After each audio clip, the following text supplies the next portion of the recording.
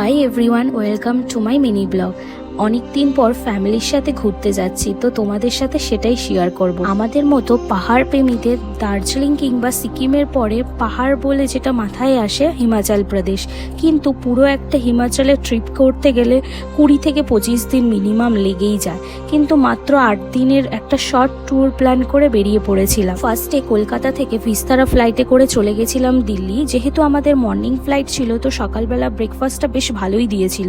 রাজমা ছিল, egg omelette ছিল, দুটো প্যাটিস ছিল বার্ন বেড, এটা ছিল নন ভেজ আইটেমে। এবার মা নিয়েছিল আমার ভেজ আইটেম, তাই ওর মধ্যে ছিল আলু পরাঠা সাথে তরকারি। দিল্লি থেকে তোমার চণ্ডীগড় যাওয়ার জন্য ফ্লাইট, সেটা অল্প সময় ছিল, প্রায় 1 ঘন্টা। তাতেও আমরা একটা স্ন্যাক্স পেয়েছিলাম, মাশরুম অনিয়ন প্যাটি, যেটা খেতে দুর্দান্ত ছিল। দেন আমরা চণ্ডীগড় এয়ারপোর্টে নেমে আমাদের ব্যাগেজগুলো কালেক্ট করে নিয়ে ততক্ষণে আমাদের চণ্ডীগড়ের ড্রাইভারও চলে আসে। আমাদের সাথে দেখা হবে নেক্সট ভিডিওতে।